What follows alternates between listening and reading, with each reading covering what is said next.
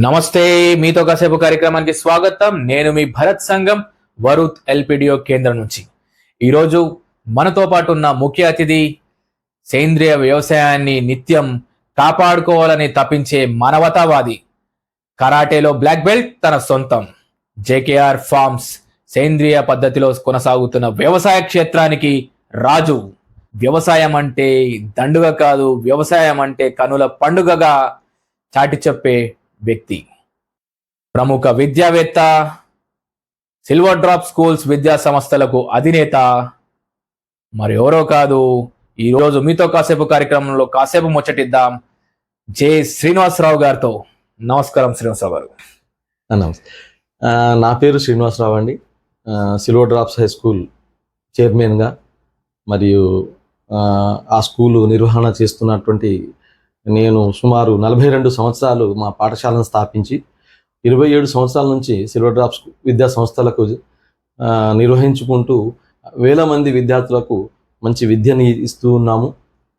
దాంతోపాటు మంచి విద్యతో పాటు మంచి ఆహారం తీసుకునే విధంగా చేయాలనే ఉద్దేశంతోనే గత కొంతకాలంగా సుమారు 10-15 సంవత్సరాల నుంచి నేను ఎల్పిడిఓకు రావడము, అంటే లోకల్ ప్రోడక్ట్ను అభివృద్ధి చేసేటువంటి వాళ్ళు కూడా ఉన్నారా అనే దానికి నాకు ఇది అనేది ఎక్కడి నుంచి వస్తుంది, ఆ ఉత్పత్తులు ఏ విధంగా పండిస్తున్నారు ఏంటిది అనేది కూడా తెలియదు. స్థానికంగా ఉండేటువంటి ఉత్పత్తులు కాకుండా మనం ఎక్కడో పండినటువంటి ఏదో వేరే ప్రాంతంలో, వేరే రాష్ట్రాల్లో, వేరే దేశాల్లో పండినటువంటి ఆహార పదార్థాలు తినడం వల్ల కూడా ఆరోగ్యానికి మంచిది కాదని నేను గ్రహించిన తర్వాత నేను స్వయంగా వ్యవసాయ క్షేత్రాన్ని ఏర్పాటు చేసుకున్నాను. నేను తినడమే కాకుండా నాతో పాటు నా పరిసర ప్రాంతాల్లో నివసించేటువంటి వాళ్ళు కూడా ఈ ఆహారాన్ని తినేటట్టుగా కొంత నా దగ్గర పండేటువంటి ప్రోడక్ట్స్ను ఎల్పిడిఓలో పెడితే ఇంకెక్కువ మందికి చేరుతుందని చెప్పేసి ఎల్పిడిఓ ద్వారా కూడా కొంత మా దగ్గర ఉన్న కూరగాయలు, పండ్లు, వివిధ రకాల తేనె మొదలగునవన్నీ కూడా ఎల్పిడిఓ ద్వారా పబ్లిక్ కు అందజేయడము. ఇక్కడ సార్ వచ్చేసేసి లోకల్ ప్రోడక్ట్ సేల్ చేయాలనే ఉద్దేశంతో ఇక్కడ మంచి ఆహారం ఇవ్వడానికి కూడా ప్రయత్నం చేయడం చాలా అభినందనీయము. ఇటువంటి వాళ్ళు కూడా సమాజానికి చాలా ముఖ్యము. ఇటువంటి వాళ్ళను గౌరవించాలి. సమాజంలో ఇటువంటి వాళ్ళు కరువు అవుతున్నారు, ఇప్పుడు ఎక్కడా లేరు. ఇటువంటి వాళ్ళు ఈ విధంగా సమాజం గురించి ఆలోచించేవాళ్ళు. ఇకపోతే మంచి ఆహారం కనుక తీసుకుంటే ఆరోగ్యం గురించి ఆలోచించే వాళ్ళు ఎవరైనా సరే మన స్థానికంగా పండేటువంటి పంటల ద్వారా మనకు ఆరోగ్యం ఏ విధంగా వస్తుందంటే, ఎక్కడో పండినటువంటి ఆహార పదార్థాలు తీసుకుంటే అక్కడి ప్రాంతానికి సరిపడా అక్కడి ప్రాంతంలో ఉండేటువంటి పౌరులు ఎవరైతే ఉంటారో వాళ్ళకి అది సరిపోతుంది. ఎక్కడో విదేశాల్లో పండడం కానీ ఇతర రాష్ట్రాల్లో పండిన పంటలకు మన దగ్గర ఉన్న శీతోష్ణ స్థితికి అనుకూలంగా ఉండదు అనేది ఒకటి అది గ్రహించడం అయింది. సైంటిఫిక్గా అది ఆరోగ్యకరమైనది కాదు. అందుకోసం స్థానికంగా పండేటువంటి పంటలను వాడడం ఆరోగ్యకరం ఎవరైనా సరే. సో ముఖ్యంగా సార్, ఎందుకంటే మీరు చెప్పిన ఒక మంచి విషయం ఏంటంటే, ఎక్కడైతే మనము నివాసం ఉంటామో ఆ స్థానికంగా పండే పంటలను కానివ్వండి, స్థానికంగా పండే ఏవైనా కానీ కూడా ఫస్ట్ మనము తీసుకోవడం వల్ల మన ఆరోగ్యంలో ఇమ్యూనిటీ పవర్ పెరుగుతుందని చెప్పడం అనేది మీరు ముఖ్యంగా. అయితే దీనికంటే ముందు మనం టెర్రస్ గార్డెన్ వచ్చినాయి హైదరాబాద్లో. నేను ఒక 12 సంవత్సరాల క్రితం టెర్రస్ గార్డెన్ స్టార్ట్ చేసిన. మా ఇంటి పైన పండేటువంటి కూరగాయలతో మాకు సరిపోతుంది, మేము తినేస్తే సరిపోతుంది కదా అని చెప్పేసి అనుకున్నాను. అయితే నా వరకు అయితే సరిపోతుంది, మరి మిగతా వాళ్ళకి ఎట్లా? అదే మీ గురించి తెలుసుకున్నది ఏంటంటే, యాక్చువల్లీ ఏంటంటే మీరు వ్యవసాయ క్షేత్రంలో కూడా సహజంగా పండించిన పంటలను మీ స్కూల్ విద్యార్థులు కానివ్వండి, అండ్ మా దాంట్లో మీ స్కూల్లో టీచర్స్ కానివ్వండి, అంటే ఒక ఆహారంగా మంచిగా ఉంటే, ఆహారం పదార్థాలు మంచిగా ఉంటే వాళ్ళు ఆరోగ్యంగా ఉంటారనేది మీ యొక్క మెయిన్ ఇంటెన్షన్ గా కూడా మేము అబ్జర్వ్ చేసాము మీ యొక్క చేస్తున్నటువంటి కార్యక్రమంలో. అవునండి. అదే ఏంటంటే మీరు ఆరోగ్యంగా ఉంటే కాదు, నా చుట్టుపక్కల ఉన్న వాళ్ళు కూడా ఆరోగ్యంగా ఉంటేనే ఆ వ్యవస్థ ఆరోగ్యంగా ఉంటుందనే మీ ఉద్దేశమా? అవును సార్. అంటే నేను మంచి ఆహార పదార్థాలు తిని నేను ఒక్కడిని ఆరోగ్యంగా ఉంటే మరి మిగతా వాళ్ళు ఆరోగ్యంగా లేకపోతే నేను ఒక్కడిని ఉండి లాభం ఏంటిది అక్కడ? Hats off to your. అందరూ ఉండాలి కదా, అందరూ నేను ఉంటే మనం అందరం బాగున్నట్టే, ఆరోగ్యంగా ఉన్నట్టే కదా. సో ఇంకోటి ఏంటంటే సార్, విద్యా సంస్థలను మీరు గత 4 దశాబ్దాలుగా సంపూర్ణంగా మీ దగ్గర చదువుకున్న విద్యార్థులను కూడా నేను కనుక్కున్నది ఏంటంటే, సార్ ఒక మంచి మానవతావాది, అండ్ ఎలా అంటే తన సొంత పిల్లల్లాగా చూసుకుంటారు అనేది వాళ్ళు చెప్పడం, నేను వినడం, ఇదంతా కూడా ఎందుకంటే సార్, స్కూల్ అంటేనే ఒక మానవత్వానికి నిలయం. భిన్న జాతులు, భిన్న మతాలు, భిన్నత్వంలో ఏకత్వం, అదే విద్యా సంస్థలు. సో స్కూల్లో మీరు అంటే మెయిన్గా ఈ స్కూల్లో మీరు విద్యార్థి దశలో ఉన్న పిల్లలకు అంత దగ్గరగా అవడానికి అంటే ఏంటి మీ యొక్క మెయిన్ ఇంటెన్షన్ బిహైండ్ ఇట్? నేను చదువుకున్న రోజుల్లోనే టీచర్ అండి. నేను డిగ్రీ చేసుకుంటూనే ఒక చిన్న స్కూల్లో 200 రూపాయలకు నెల జీతం చేసిన 93లో. Very good. ఒక ప్రైవేట్ స్కూల్లో. నేను వరంగల్లో నా విద్య అంతా కూడా డిగ్రీ వరకు వరంగల్లో చదువుకున్నాను. ఓకే. డిగ్రీ అయిపోయిన తర్వాత హైదరాబాద్లో మా సొంత సంస్థ అయిన సిల్వర్ డ్రాప్స్ హైదరాబాద్లో మా నాన్న చేతి కింద 1 సంవత్సరం స్కూల్లో పనిచేసిన టీచర్గానే. Okay okay. తర్వాత ఉస్మానియా యూనివర్సిటీలో మాస్ కమ్యూనికేషన్ జర్నలిజం చేసుకోవడానికి హాస్టల్లో ఉండి అక్కడ జర్నలిజం చదువుకుంటూ రిపోర్టర్గా చేశాను 2 పేపర్లలో. Okay okay. అప్పట్లో మొదట్లో ప్రజాశక్తి, దాని తర్వాత ఏపీ టైమ్స్, ఆ తర్వాత వార్తలో రిపోర్టర్గా ఒక 3 సంవత్సరాల పాటు చేసిన. అయిన తర్వాత మళ్ళీ పీజీ అయిపోయిన తర్వాత వివాహము, ఒక పాఠశాలను మా నాన్న ఇచ్చి ఇది నడిపించుకో, నీకు ఇదే లైఫ్, ఇదే జాబ్ అని అంటే ప్రభుత్వ ఉద్యోగాలు, గ్రూప్స్, సివిల్స్ ప్రిపేర్ అవ్వడము, అటెంప్ట్ అవ్వడము, డిఎస్సీలు రాయడము, ఇక అన్ని ప్రయోగాలు అయిపోయినాయి. అందులో ఇమడలేని పరిస్థితి కూడా. అయితే ఇక్కడ జిల్లెలగూడలో దాసరి నారాయణరావు నగర్లో ఉన్నటువంటి ఒక సిల్వర్ డ్రాప్ స్కూల్ అని 82లో స్థాపించినటువంటి స్కూల్లో 100 మందితో నాకు చిన్న స్థలంలో ఇచ్చిర్రు మా ఫాదర్.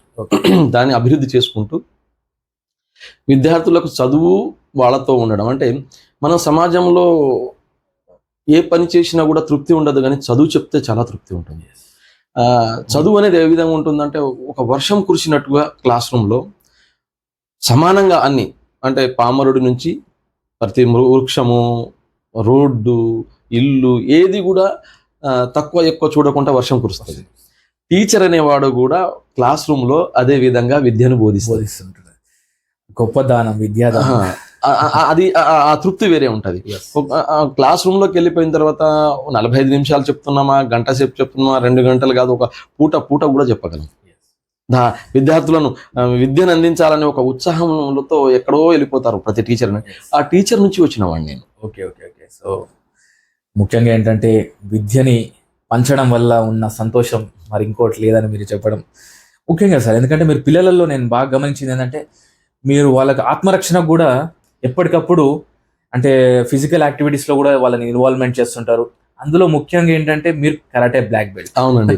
నేను డిగ్రీ చదివే రోజుల్లోనే నేను వరంగల్లో కరాటే నేర్చుకుని కరాటే బ్లాక్ బెల్ట్ అక్కడ తీసుకున్న తర్వాత హైదరాబాద్ లో కూడా నేను కరాటే నేర్పించుకుంటూ ఉన్నా కొంతకాలం. ఓకే.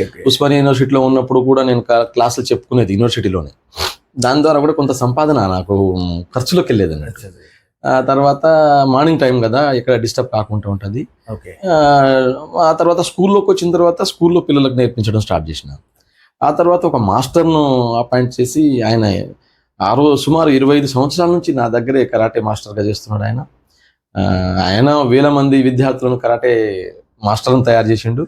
నేను కూడా అతని దగ్గర ప్రాక్టీస్ చేస్తుంటా అప్పుడప్పుడు, నాకు వీలైనప్పుడు టైంలో. ఇంటి దగ్గర రెగ్యులర్గా ప్రాక్టీస్ చేస్తుంటాను. ఆ తర్వాత యోగాలో టీటీసీ చేసిన. Very good.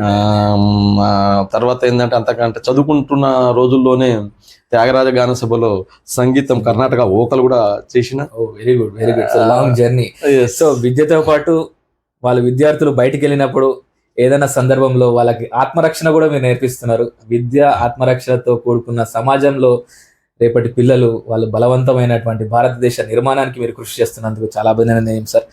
ముఖ్యంగా ఏంటంటే మీరు ఆరోగ్యంగా ఉండాలి అంటే అక్కడ స్థానికంగా ఉండే ఉత్పత్తులను విక్రయించాలనేసి మీరు చెప్తున్న విషయానికి సార్, ముఖ్యంగా ఏంటంటే మీ వ్యవసాయ క్షేత్రంలో అంటే పిల్లలను కూడా వ్యవసాయం వైపు మొగ్గు చూపేలాగా వాళ్ళని సమ్మర్లో కానివ్వండి, లేకపోతే వింటర్ సీజన్లో కానివ్వండి, అంటే సెలవులు వచ్చినప్పుడు వాళ్ళని ఒక 1 డే మీరు టూర్ తీసుకెళ్తున్న విషయం కూడా నేను గమనించాను.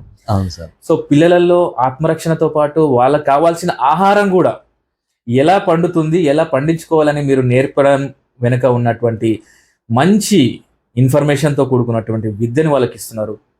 సో మీరు ఎలా ఫీల్ అవుతున్నారు సార్? సార్ నాకు అది ఎగ్జాంపుల్ ఎందుకు అయిందంటే, ఒక పెద్ద డాక్టర్ ఇప్పుడు నగరంలో ఓకే మాకు దగ్గర బంధువు, పెద్ద డాక్టర్, ఓకే రాష్ట్ర స్థాయిలో ఉన్న డాక్టర్ ఆయన.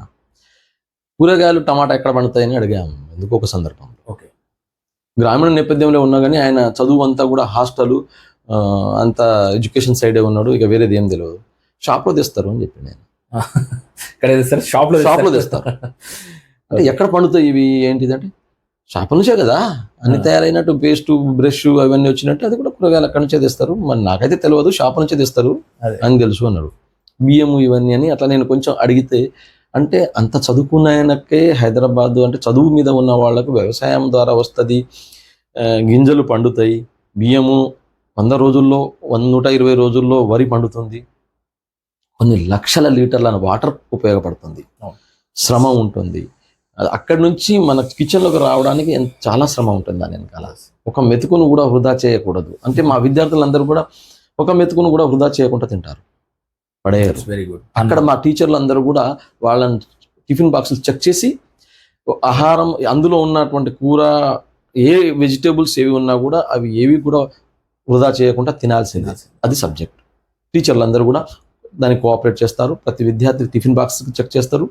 అక్కడ నుంచి ఏంటంటే వ్యవసాయం రోజు రోజుకు మనం డబ్బులు ఎంతైనా ఉండొచ్చు కానీ ఆహారం లేదు కదా, అంత రియల్ ఎస్టేట్ అయిపోతుంది ఎక్కడికక్కడ. వ్యవసాయ భూములన్నీ కూడా పోతున్నాయి, అందరూ అమ్ముకుంటారు. 1-2 కోట్ల ఎకరాలు అయిపోయినాయి. అమ్మేసుకొని హైదరాబాద్లోనో ఇంకెక్కడో నగరంలోనో వాళ్ళ ఊర్లోనో ఇల్లు కట్టుకోవడం, కారు కొనుక్కోవడము, ఉంటే పిల్లలకు పెళ్లి చేయడం. ఎందుకంటే సార్ ఇప్పుడు మీరు లేవదీసినటువంటి అంశం ఏంటంటే, పంట పొలాలు కాస్త ప్లాట్లుగా మారి అవి ఒక రియల్ ఎస్టేట్ వ్యాపారానికి వెళ్ళిపోతున్నాయి అని చెప్పడం. ఎందుకంటే సార్ ఇప్పుడు ఎందుకంటే ఇవి పిల్లలు రేపు పొద్దున పెద్దగా అయిన తర్వాత వ్యవసాయం అంటే ఎస్పెషల్లీ సార్, అంటే ఇప్పుడు సందర్భం వచ్చిన వాడు చెప్తున్నాను, ఎస్పెషల్లీ వ్యవసాయం అనగానే మ్యారేజ్ విషయంలో వచ్చేసరికి వ్యవసాయం చేస్తున్నాడు అంటే అతనికి పిల్లని ఇవ్వాలంటే వెనక ముందు అవుతున్నారు. అదే ఒక వ్యవసాయ క్షేత్రానికి సంబంధించినటువంటి అంటే వ్యవసాయానికి అగ్రికల్చర్ సంబంధించినటువంటి ఆఫీసర్ అనగానే పిల్లని ఇవ్వడానికి ముందుకు వస్తున్నారు. సో దీంట్లో మీకు అంటే ఎలా సార్ ఈ విషయం గురించి చెప్తాను. ఇప్పుడు సాఫ్ట్వేర్ ఎంప్లాయీ ఉన్నా కానీ లేకపోతే ప్రభుత్వ ఉద్యోగి అనగానే పిల్లని ఇస్తున్నారు కదా గ్రామీణ ప్రాంతాల వాళ్ళు. వాళ్ళు డబ్బు సంపాదించిన తర్వాత ఏం చేస్తున్నారు అంటే ల్యాండ్స్ కొనుక్కుంటారు, వ్యవసాయ భూమి కొనుక్కుంటున్నారు. ఇది బాగా గమనించండి. ప్రతి ఒక్కళ్ళు ఎవరు ఏం చేస్తున్నారు అంటే ఎక్కడో గెస్ట్ హౌస్ కట్టుకోవడానికి 1 ఎకరా 2 ఎకరాలు స్తోమతను తగ్గినట్టు ల్యాండ్స్ కొనుక్కుంటారు. మరి వ్యవసాయం వద్దు చేసేవాడికి పిల్లని ఇవ్వడలేదు, కానీ ఆ డబ్బు సంపాదించిన తర్వాత ఎక్కడ పెడుతున్నాడు? వ్యవసాయ భూములే కొంటున్నారు కదా. అయితే ఈ వ్యవసాయ భూములు కొంటున్నారు, అట్లా పడవ పడేసి వదిలిపెట్టేస్తారు. నేను ఏమంటున్నానంటే, నేను మా పాఠశాల విద్యార్థులు, మా పాఠశాలే కాదు ఏ పాఠశాల విద్యార్థులు అయినా కూడా నేను తప్పనిసరిగా క్షేత్ర లో వచ్చేసి వాళ్ళు పూర్తిగా పరిశీలన చేసేటట్టుగా వాళ్ళకి అవకాశం ఇస్తున్నా. ఇతర పాఠశాలల వాళ్ళకు కూడా. మా పాఠశాల విద్యార్థులకు ఏం చేస్తామంటే, ఒక 24 గంటల సేపు, ఒక 24 గంటలు ఫామ్లోనే ఉండాలి, తోటలోనే ఉండాలి విద్యార్థి. ఓకే. ఒక ప్రతి సంవత్సరం ఒక క్లాస్ విద్యార్థి నుంచి, అంటే ఒక 4th క్లాస్ నుంచి 10th క్లాస్ విద్యార్థులకు వ్యవసాయ క్షేత్రంలో ఉంచేటువంటి ఒక ప్రోగ్రామ్ పెట్టుకున్నాను. రీక్రియేషన్ ప్రోగ్రామ్ అని దాని పేరు పెట్టాను. Very good, very good. అయితే ఏం చేస్తారంటే, ముందు రోజు వచ్చేసిస్తారు, సాయంత్రం వాళ్ళు సొంత టిఫిన్తో వచ్చేస్తారు, రాత్రికి అందరు తింటారు ఒక చోట. మూన్ లైట్ మిల్క్ తాపిస్తా, చంద్రుణ్ణి చూపిస్తా, ఓకే, నక్షత్రాలు చూపిస్తా. 3 నక్షత్రాలు అవి ఎప్పుడు వస్తాయి, దాని నక్షత్రాలను చూసి టైమింగ్స్ తెలిపించేటట్టుగా చెప్పిస్తా పిల్లలు. నాకు దగ్గరలో అక్కడ చుక్కలపట్నం అనే రంగాపూర్ ఉంది, అది అబ్జర్వేటరీ. ఢిల్లీలో ఒకటి ఉంది, మన దగ్గర ఒకటి ఉంది. అది భూమధ్య రేఖకు దగ్గరగా ఉండేటువంటి ప్రాంతం అది. అక్కడ నుంచి చూస్తే గ్రహాలను చూడొచ్చు. కానీ ఉస్మానియా యూనివర్సిటీ అండర్లో ఉంది. అది 500 ఎకరాల జాగా ఉంది. నవాబుల కాలంలో అది నిర్మాణం చేయడం జరిగింది. Very good. Okay, okay, nice to know. అయితే దాన్ని ప్రభుత్వాలు కూడా పట్టించుకోవట్లేదు ప్రస్తుతం.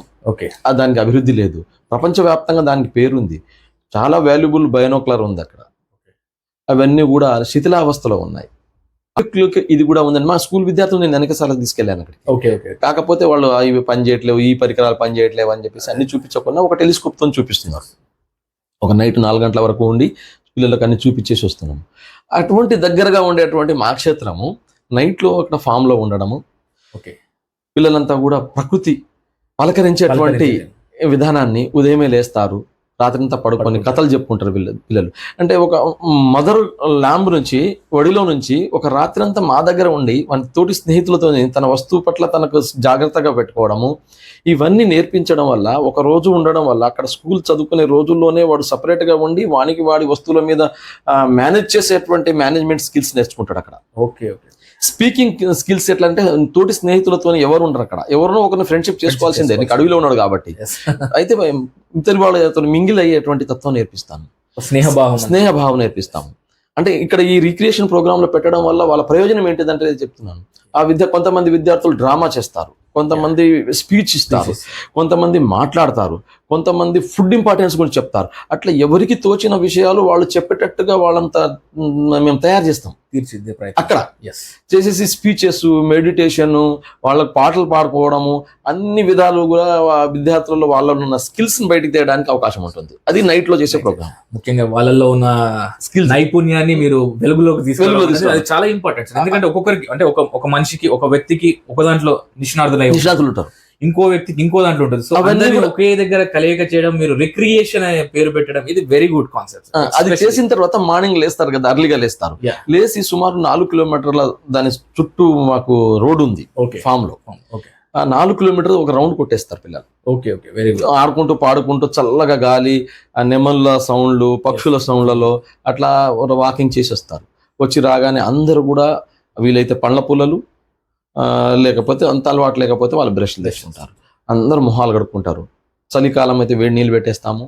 ఎవరికి వాళ్ళు బకెట్లు తీసుకుపోయి స్నానాలు చేసుకుంటారు. సో ఒక అడవిలో ఉండే వాతావరణాన్ని స్నానాలు చేసుకున్న తర్వాత అక్కడ పండేటువంటి పంటలతోనే కూరగాయలు, అక్కడి పండి అన్ని తీసుకొని, అక్కడ లోకల్లో దొరికే ఆవు పాలు, లేదా మా దగ్గర దొరికితే ఆవు పాలు, ఇంకా ఆవు పాలు సరిపోకపోతే ఎక్కువ మంది పిల్లలు ఉంటే బయట నుంచి తెస్తాం పాలు. ఆవు అంటే ఆ స్థానికంగా మేచి అక్కడ గడ్డి తిన్నటువంటి ఆవులు, అక్కడ శ్రేష్టమైన ఆహారం తీసుకున్నటువంటి ఆవుల పాలు తీసుకోవడం వల్ల ఈ పిల్లలు కూడా విద్యావంతులు అవుతారు, మంచి నాలెడ్జ్ గెయిన్ చేస్తారు. కనీసం సంవత్సరానికి ఒక రోజు ఇది ప్రయత్నం నేను చేస్తే తర్వాత కూడా ఉపయోగపడుతుంది కదా వాళ్ళకు అనే ఉద్దేశంతో వచ్చేసి ఆ టిఫిన్ చేపించేసిన తర్వాత అక్కడ పడినటువంటి కూరగాయల బియ్యంతోనే లంచ్ కూడా ఏర్పాటు చేస్తాం. ఆ తర్వాత సాయంత్రం కూడా స్నాక్స్ ఇచ్చేసి ఆ ఒక్క రోజు వాళ్ళు మర్చిపోలేనటువంటి విధంగా వాళ్ళను మోటివేట్ చేస్తాము.